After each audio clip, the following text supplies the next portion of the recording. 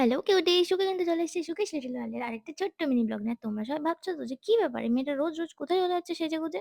আরে বাবা আমি রোজ কোথাও সেজেগুজে যাচ্ছি না। কিছু না কিছু প্রোগ্রাম চলেই আসছে। আর এই শীতকালের মাসটাই এমন। তো আজকে কিন্তু আমাদের স্কুলের ছিল ১৫০ বছরের উদযাপন। তো আমি ফার্স্ট এ রেডি হয়ে সাহেববাগানের মোড়ে লিনার জন্য অপেক্ষা করি। তারপর লিনা হাতে করে টিপ নিয়ে আসি যে ওটা পরে ওকে দেখতে ভালো লাগছে না লাগছে সেটা জানার জন্য। তারপরে দেখো ওকে না পরে বেশি বেটার লাগছিল। আমার তো তাই মনে হয়েছে। আর এই হলো আমাদের সেই স্পেশাল স্কুল যেটাকে আমরা ৮ বছর আগে ছেড়ে এসেছি। কিন্তু আমাদের যাওয়ার পর একটু ফিল হয়নি যে আমরা ৮ বছর আগে ওখানে লাস্ট গেছিলাম। মনে হচ্ছিল কি আমাদের স্কুলে আমরা এখনো পড়ি।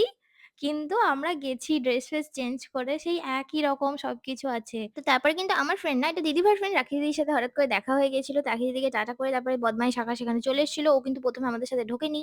তো তারপরে এখানে লিনা একটুখানি ঢং করে নিচ্ছিল। আর এখানে নাচ দেখতে আমার যে কথাটা মনে হচ্ছিল তো আমি সেটা তোমাদেরকে শেয়ার করি।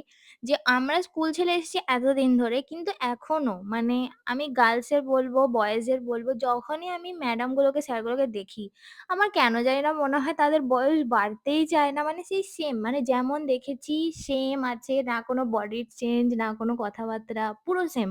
মানে বয়স বাড়েই না। আমি জানি না কেন এটা আমারই ফিল হয় একমাত্র। তারপরে এখানে তো আমাদেরকে স্কুল থেকে তো কোনো স্ন্যাকস দিল না। ওইজন্য আমাদের জন্য আকাশে নিয়ে এসেছিল কেক। কেকটা খেতে আমি ওদেরকে বলছিলাম, "দেখ আমাদেরকে দেখে মনে হচ্ছে যেন কাক এসেছে ভাত খেতে।" তারপরে এখানে শ্রেয়াকে একটুখানি ডিস্টার্ব করছিলাম। দেখো কিভাবে ডিস্টার্ব করছিলাম ওকে আমি।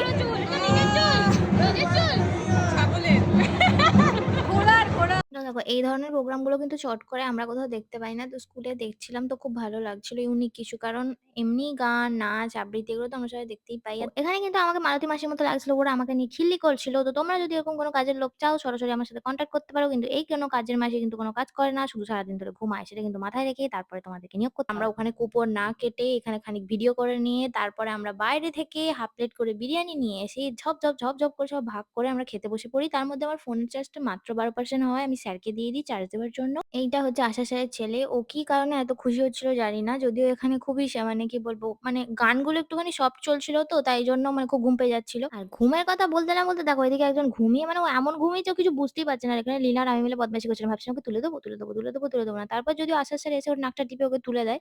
তো যাই হোক কি আর করা যাবে বাচ্চা মানুষ ঘুমিয়ে পড়েছিল। আর আজকের ভিডিওটা ছিল এইটুকুই ভালো লেগে থাকলে লাইক, শেয়ার, কমেন্ট করতে ভুলো না। Thank you for watching. Tata আসছি আবার।